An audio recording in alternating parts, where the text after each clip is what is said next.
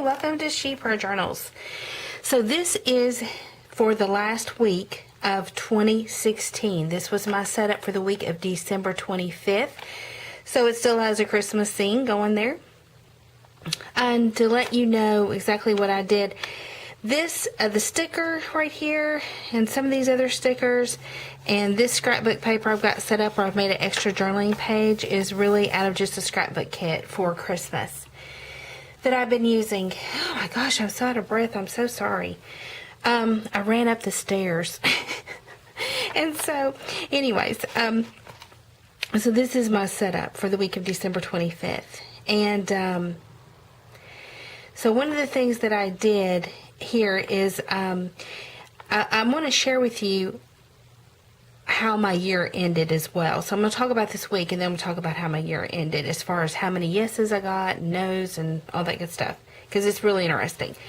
Okay, so for praise and thanksgiving, I have a list of things that I am thankful for. And then on freedom and forgiveness, Colossians 1:13 says, He rescued us from the control of darkness and transferred us into the kingdom of the Son that He loves. And so I really underlined this particular part of the verse where it says that He rescued us from the control of darkness, because I do not want to be controlled by darkness. So one of the things that I listed that I've been struggling with was being negative and critical one of the days of this past week. So I made note of that because I want to be better than that. I don't want to be negative and critical. Under prayer petitions, you can see that I've got listed things that I'm praying for, and I have one yes, and I put the date of when that was answered. Now these little O's here, you don't normally see if you watch my other videos. But what I'm doing at the end of the year, I took one day last week and had like a personal prayer retreat. And I went through my whole prayer journal. And I'm going to share this with you. A little bit later we'll go through, and probably another video, a different one, and show you the whole thing. But I go through and I count how many yeses, how many no's, and whatnot, because that says something to me, okay? And it's just, I'm curious, and you'll be surprised at how often God does say yes. And then something, so the categories I look at for yes, I look for no, I look for open, which these are open, they were brand new. And then I look for unknown, because there are some things I don't know how they turned out. Maybe I was praying for someone else. And then there are bereavement, things that usually if there's a bereavement, I will pray the rest of the year for that family. So those are kind of the categories that I tally up. And so that's why there's little O's there. And over here, I made some notes. And one of the notes that I made was that, now this is interesting. So out of, I probably prayed over 300 prayer requests that I have recorded in this book.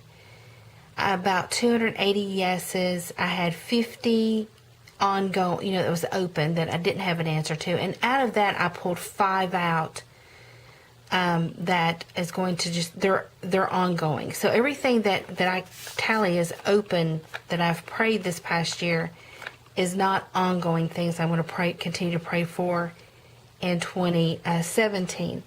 But what I did with the ones that I am praying for on an ongoing basis, I just wrote those on an index card, and I've got them already taped right here in my prayer journal, okay?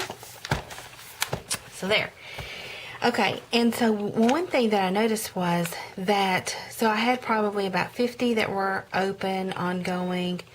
I had several bereavements. I had a handful of unknowns, and then I had like all these yeses. But what was the most interesting to me was I only had 14 no's. Out of everything I prayed for last year, God only said no to them 14 times. I mean, now there's one of the reasons for that, I will tell you, is because I do structured prayer journaling, and I study prayer, and because I really try to invest a lot into that, I am better at praying more correctly. In the book of James, he says, God doesn't answer your prayers because you pray with the wrong motives. So I do believe I've gotten better at praying according to God's will. And so if you read my blog post at ginaduke.com, if you purchase this book that I wrote, Organizing Your Prayer Closet, it's got good tips in it, which it also houses this prayer journal. You'll see right there it is. This is the new updated version that was re-released in 2016. I have gotten a lot better at praying according to God's will over past years. I think more and more I get more and more yeses and less no's. But this was really, to only have 14 was kind of mind-blowing. So what I believe is that what God was speaking to me and during my little personal prayer retreat is that God is not only just able to say yes to my prayers, He is in the mood to say yes to my prayers.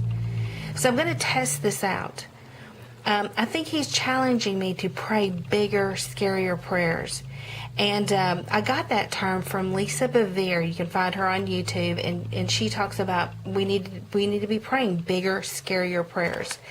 And so I'm going to do that in 2017. I'm just going to test this out. You know, when you feel like the Lord's speaking something to you, well, let's just test it out and make sure it's just not me. Because it could be that it's just I'm getting better at praying according to God's will, and that's why I'm seeing more yeses.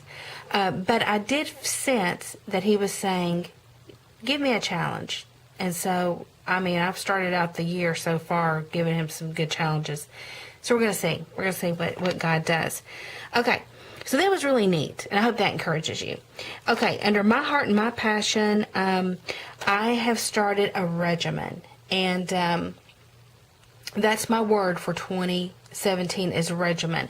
I'm trying to do some better healthy living and making better use of my time, and so I bought a new planner, the Inkwell Press Planner, and in the back there's some planning pages. Now this little thing, it does not go with this planner. I just stuck it in here because it fit and I wanted to be able to quickly find this page. This is like the eating healthy plan, the dieting plan, and some other things just to kind of keep me on track, and even some more notes here. This is my go-to every afternoon when I get home because this is how I prep my meals. I mean, it's my regimen for 2017, and so far so good. And so I was feeling really good about it. I really feel like I've come up with something I can maintain as far as healthy living. Ambassador notes. You'll see I've got several people that I shared Jesus with this past week. Now, I'll tell you where a lot of this comes from. As I went through my prayer journal and was closing out the year and revisiting every page and every prayer request and updating it to see, where I was at so that I could tally them, there were people who I just by text reached out to just to say, hey, I've been praying for you this year and continuing, to wish you the best in 2017 and just ministering to people that way. There were a handful of people I just felt prompted by the Holy Spirit to reach out to and encourage in that way. So I did, and I've made note of that. In Insight and Updates, you can see that if there's no answer yet over here, sometimes I'll see that God is already moving, even though it's not come to pass. And I made a couple of notes there. And then under Ears to Hear, where I feel like God is really maybe prompting me to do something specifically, I've made a note with a question mark because I want to pray about that to make sure I'm not just fooling myself. I have a sanguine personality, so I can come up with lots of great ideas, but they need to be God-inspired ideas for me to invest time in. So this is pretty much the last week of 2016, and all the cute little notes and the little note areas and the washi tape I loved. And so check back with me so you can see. I'm going to go through and we'll do a whole flip through for the whole year. But Happy New Year, everybody. Thank you for stopping in to enjoy the prayer journaling, the structured prayer journaling process with me. In the meantime, don't forget to plan to pray, and happy prayer journaling.